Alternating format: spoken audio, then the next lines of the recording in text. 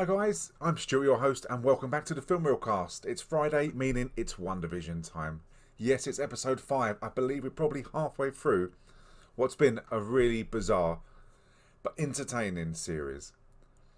Okay, before we get into that, as usual, just to remind those who haven't done already, please subscribe to this channel. There's loads of things to watch, as well as WandaVision. There's the S.W.O.R.D, there's Cobra Kai, there's the Mandalorian, and there's individual non-spoiler reviews that I've done.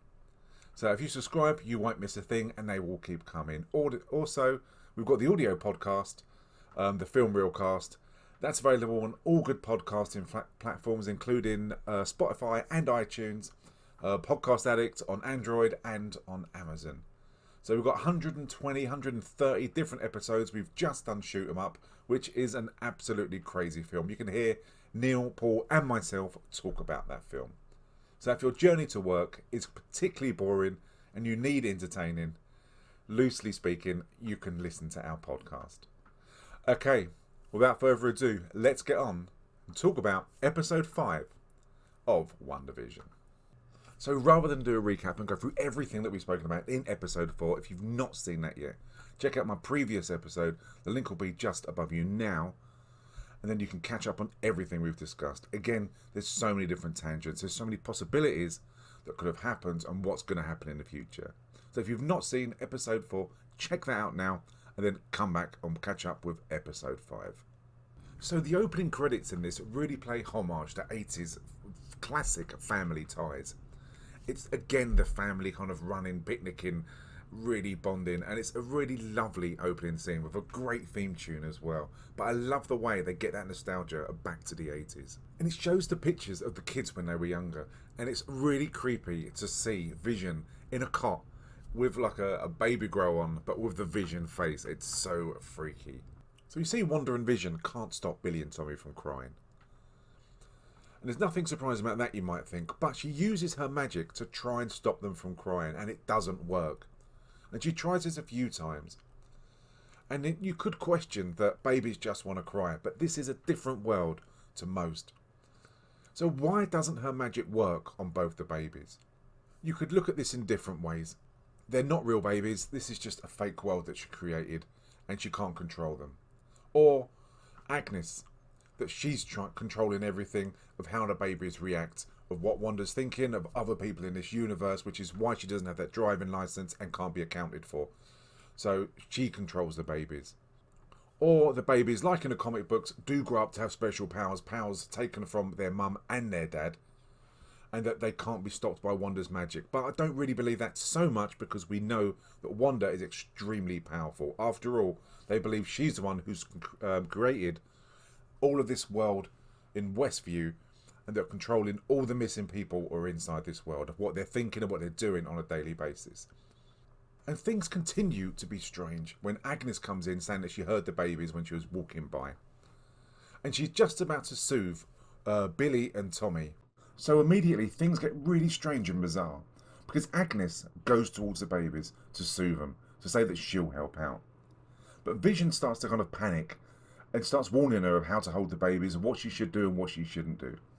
And it's as if this breaks like the script of what should happen, of what people should say. And Agnes becomes really confused. You can tell by her face that she just doesn't know what to say. She doesn't know who to speak to or what to say. And Vision looks at her as if she's absolutely mad of, why are you doing this? Why are you reacting like this? And Wanda does her best to cover up and kind of make out that everything's absolutely fine, that it's a joke, and she starts laughing. And it's when Vision even challenges her and says, oh, what was that all about? Did you see that? Did you see the way that Agnes was acting? And Wanda even plays it down to him and says that nothing was wrong, you're imagining everything. So it's a really early indication in this episode that everything is still bizarre and things aren't the way they actually look. And to be honest, I don't understand why I had this reaction. And it still makes you question of why are people acting a certain way and who's controlling who. Is this Wanda doing it, or is it someone from the outside? Because one minute you think Agnes is in control and that she is someone else, a different persona, and then you think Wanda's in control. And it has a really good knack of keeping you guessing. And you don't get much stranger when the baby suddenly stop crying and Vision and Wanda suddenly work out why. You've got Agnes in the background, and they turn around and their children have grown up to, I think it's 5 years old. They've skipped 5 years. They've skipped all of that misery, all of that growing up and the growing pains and the hurt. They've skipped 5 years. And it's strange because any parent naturally will be freaked out about this, but they're not.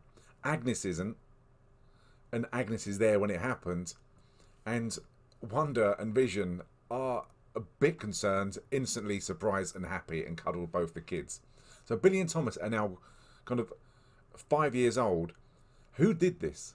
Was it Agnes who did this? Was it Wanda who did this? It's really strange. If Agnes did this, it's got to be Agatha Harkness. She must have done this. And how much does she control? Because did she make them grow up, or was it Wanda? I really don't know. I'd love to know your thoughts on this to see what you think. But it's very, very strange. And you get the scene where the boys find a puppy out in the street. Again, is the puppy a reincarnation of someone else? We really don't know. It could be that twisted. But whilst they just discovered the puppy and Wanda's discussing whether they can keep it or not, that Agnes comes in and she's got a kennel. Again, how did she know that they found that puppy? Did she give them the puppy? Was it placed outside by her for convenience? Or is she a witch and that she's just always there at the right time? So they decide to keep the puppies, and in front of Agnes, Wanda magics up a collar for the dog. And this surprises and annoys Vision because Wanda's using her magic in front of an outsider.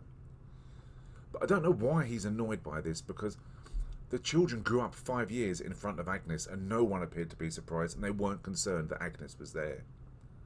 So again, it's very bizarre, asks a lot of questions. And this is also the first indication that we see a slight breakdown in their relationship. So they say to Billy and Tommy that you're not old enough to look after a dog. That's a huge responsibility, which it is. So to solve this problem, again, the children grow in front of their very eyes from 5 to I think it's 10 or 11 years. And again, there's no huge reaction. Agnes is there and the children are just evolving. It's really strange. I tell you, it's a bizarre house to be in. So during a briefing held by Director Hayward, he instantly kind of goes on the attack to a certain extent, calling out Wanda as a terrorist. He goes back to when she was radicalised and when she worked for Hydra, but it's Jimmy Woo who kind of steps into the briefing and says that she was against the Avengers, then she joined them, and yes, there was that incident in Lagos that killed lots of people, but she saved lots of lives and she became an Avenger. And he very much sticks up for her, and you can tell by the look on Director Hayward's face that he's not too pleased about this. It's as if from his point of view that getting rid of Wanda would be a real advantage. And he kind of backs up this evidence and shows that 9 days ago that Wanda broke out and she went into the S.W.O.R.D headquarters and into the laboratories and stole Vision's body back. And it's Vision's dead body, and you can see, and it's quite a horrid picture on the CCTV of Vision's body, which appears to be cut up into bits. She goes there and you can see from the lightning on her hands that she's properly pissed, and why not? It's the love of her life. Going back in and stealing the body. So this could call out, is Vision alive? Has she found some kind of way without the Mind Stone to repair him, to bring him back to life? But she saw the vision of when he was greyed out. So is that vision of what he actually is like? Because in the comic books he is grey when the stone's removed from him, but he does continue to live. So are they sticking with that comic book theme still, of that Vision actually is alive? And what's also worrying about that picture is a question you have to ask. Is our S.W.O.R.D breaking Vision down for weapons technology? So you get a scene which is purely foreshadow for later on, which is a surprise that is coming. That Wanda's sitting with Billy and Tommy talking about brotherhood and how strong and the bond is between you two, that no one else can break that. And they ask her if she had a brother, and she mentions Pietro. Says, I did have a brother, but he died. And she says, but the bond will always be there. And we know this is going to play out later on in a huge, huge bomb that's going to drop. So Monica Darcy and Jimmy Woo are talking about what it was like to be in that universe when she went in to Wanda's world. And she describes it as being really intrusive, like torture of the mind that she can't escape. And that she was awake, but it was really painful and torturous. And they talk about the clothing that she wore and why the generations it keeps changing as 50s, 60s, 70s, 80s. And that gives her the idea that anything that goes into the world that isn't of that time, that gets manipulated by Wanda so it fits in.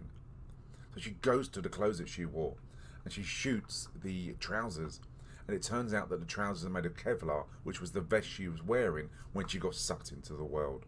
So through this she comes up with the idea of taking a drone in from the 80s that can go in, they can communicate with Wanda, and that won't change because it will fit in with the decade that Wanda's currently created. And this is Monica's idea of like a passive way of communicating with Wanda. But we soon find out that again, agent or director Hayward has got other ideas. So they send a drone in to try and locate Wanda, and they find her with her children. And she comes out into the front garden and she sees this drone which hovers above her. And Monica tried to communicate with her. But as she does that, she obviously recognizes her voice. Her eyes turn red and instantly the camera goes. And from there, you then hear Director Hayward say, "Fire a rocket." And why on earth would you fire a rocket as someone who's so powerful as Wanda? But he decides to do that. And the next thing you hear is that the cordon has been broken from the dome that Wanda's created. And they all rush out to find out what's going on. And as they're waiting there, you can see it glows up red. And that Wanda, the figure comes out, the caped figure with her coat on, comes out, and you instantly know that it's Wanda. And she looks really pissed. All of the agents are there, and they've all got guns, and they're all green light. Wanda, you can see the dots on her chest, but she doesn't give a shit. She's dragging this drone, and she throws the drone on the floor. And she says to them, "All I want is to be left alone." And Hayward says, "I wish it would be that simple, but you've taken the whole town hostage." And then Monica comes forward and tries to kind of talk sense as if to kind of be an ally. And she looks at her and instantly recognizes her and says, "Oh, you're still here." Then her hand glows up red as if she's going to like hit her with some kind of beam. So she basically threatens and says, "I have what I want and no one can take it from me. If you do try and take it from me, then obviously that means war." And then she lifts her arm up and she looks like she's going to fire the beam at someone. But then all the agents who are firing like they've got the guns directed at her, then point them at Director Hayward, who instantly shits himself. And then she walks back into kind of her own kind of world. Then the agents drop the guns.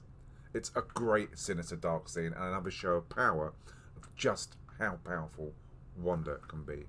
There's a really good scene where Vision is at work. And he's talking to one of his colleagues who's using a Commodore 64. I used to have a Commodore 64, so it was great to see these. A massive keyboard, tape deck, telephone hooked up to the internet. And it's when they get a message and go onto the internet that they can see the email. And I think, possibly wrong, that this is an email sent from Darcy. And that everyone in the office sees it and reads it out. But everyone in the office is laughing as if this email is a practical joke, apart from Vision, who's looking at it with concern. Because everything that's happened lately, this is just another warning flag that things just aren't right. And it's when he looks at his colleague has that look on his face, similar to that Herb had, that is completely blank. Just like that film Us, where everyone, like the three people who are just kept underground, that family, have that really blank, vacant look on their face. And as you can see, it's when Vision uses his magic to unlock the guy that he opens up and begs, says that he's in so much pain that he just can't escape. He's a prisoner in his own mind and begs him to set him free. And this really is concerning. This really cements all the concerns that Vision had earlier. And Vision puts him back under the spell. But when he's saying that she's in my head, he's not saying anyone's name. He's saying she's in my head, make it stop. But he could be referring to Agnes. Who knows? I mean, you know what they love to do in this. They love you to take you down one road when it's completely another. So it could be Agnes. It could be Wanda that he's talking about, who's controlling everything. At the moment, with regards to what Wanda said to the S.W.O.R.D agents, it appears that Wanda is the one who's controlling everything. But that might change later on with a surprise that we get, that even Wanda appears surprised about. So sadly, the dog dies. And again, the dog dying is another hint of what's happening in this world. That it's Agnes who finds the dog. And the kids are obviously and understandably upset about this. And it's either Billy or Thomas who says to Wanda that you can bring the dead back to life. And Agnes looks at Wanda and says in surprise that you can do this. Now, did she say in surprise as in, you've learned to do this with your magic already? I didn't think you'd come this far, that you'd be this strong. Or she's surprised that she can bring people back to the dead. Because I'd be a lot more surprised if I knew one of my mates suddenly had abilities to bring the dead back to life. But it goes to show that because she can't do it, that can she control everything in this world? And is she controlling everything? Again, you've got two sides of who possibly could be in control. At the moment, 50-50, it could be Wanda or it could be Agnes or Agatha Harkness. So back at home, Vision says to Wanda that he spoke to his colleague Norm, and he said he spoke to him free of the restraints that you've put him under. So he's blaming Wanda, free of the spell that you've created. And Wanda dismisses him and says, look, can we just... And he interrupts her and says, what, watch TV, turn in for the night, change things so you can just change the whole scenery for tomorrow. And he really wants to talk about what's happened and the reaction that he got today. And the credits come down like the show's ending. But he calls her out and says, I need to know what the Maximoff anomaly is, which was mentioned, as you saw, in the previous email when he was in the office. And he says, I need to know what's going on. I need to know what's real. And again, Wanda dismisses him and just brushes him off. And Vision gets in such a rage that he changes back into himself and he starts to kind of fly in the air and levitate. And Wanda does exactly the same thing. And Vision, and it's quite sad in a way because he says, I don't know anything before this town. Before we were together, before the kids, I don't know anything about my life. And when you think everything that's happened to him and all the people and the places and the battles that he's had, that he just doesn't remember any of it. And again, this probably supports the theory that Wanda is controlling everything. If not, there's someone else, someone more powerful, possibly Agnes, who's controlling more of this universe. I really, really don't know. And I'm sure in the next episode, it will unveil a load more clues. So we end this with the surprise of all surprises that I actually didn't see coming. And it asks more questions. There's a knock at the front door, and usually we find out that someone's controlling who's at the front door, and it's all set up because it's scripted as part of this universe. But Wanda's even surprised and Vision's surprised that someone's knocking at the door. And when they open the door, you see, as you can see in the pictures, like a silvery haired figure. And you instantly know who this is because of the foreshadowing before. And you know it's going to be Pietro, Quicksilver. And is it going to be Aaron Taylor Johnson, who was in the Age of Ultron films? And that's what I initially suspected. But no, it's Evan Peters from the X-Men films. And this poses so many different questions. And I like both of them are really, really good. To be fair, Johnson didn't get much of a go. But Evan Peters opens up a possible multi-dimensional universe. And again, this has been mentioned due to the upcoming Doctor Strange film, that it is like a multiverse, and that Spider-Man had the multiverse, and they're going to bring that in as well. So is this character from like a multiverse? And that's why he kind of arrived unannounced, and it was a surprise by Wanda. That's a theory that most people are going for, that I believe when you look into it, that more evidence points towards that. But it was a real surprise. And where it's going to go from here, I honestly don't know. Because is he really alive? And if he did, he got the speed to make it into this without people knowing, like into the kind of WandaVision world without people knowing. Or is he just a figment of someone's imagination? Because they were talking about families earlier. But this could also be the first mutant we've had in the MCU and link up the MCU with X-Men. I'm sure we'll find out in episode 6. And I'm sure there'll be so many more questions. And before we go, I just want to mention the adverts. We've had so many adverts. You get an advert for each episode. And now we're on 5, you can start to see some kind of a link between each one. And the first one, when you get the Stark toaster. And even when they pull the handle on the toaster down, you can hear it. You can hear it. It's a noise of like the arc reactor of Tony's suit firing up. So that's one clue. Also, it could link to where Stark's bomb fell down and blew up their house, killing the family. And in the next episode, you see a Strucker watch. And if you remember, Strucker is the guy who experimented on Pietro and on Wanda as well. So again, that could be a recall back to the times when they were being experimented on. And the next advert is for Hydro Soap. And even in the advert, the first line is "Escape to a world of your own." And that pretty much sums up the world that Wanda's created with Agnes and with Vision and with their kids in. So it's describing what's going on exactly now. But the last one we get is Lagos Kitchen Towel. Lagos, obviously, if you go back to Civil War, you've got where they're outside the facility, where Wanda was on a mission. She had joined the Adventures by now, and she tried to save lives, but accidentally she took out loads of people, bringing on the Sokovia Accords. So each of these memories, each of these adverts are linking in, and there's a trail. It'll be interesting to see where it goes from there. But that was another really good episode. They're kind of letting you know lots, but they're not giving you all of the answers. So it keeps you guessing. And I love that about this. It's very entertaining. And I'm not getting sick of any of it. It's just so, so good.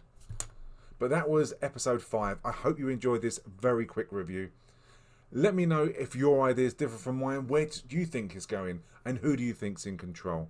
Just leave your comments below, subscribe as well. And again, remember, we've got the Film Reel podcast on all good platforms. Subscribe to that and leave some feedback. If you could leave 5 stars, it will get our podcast out there and it will get more people listening. Okay, I'm Stuart. This is the Film Reel cast, and I will see you very soon.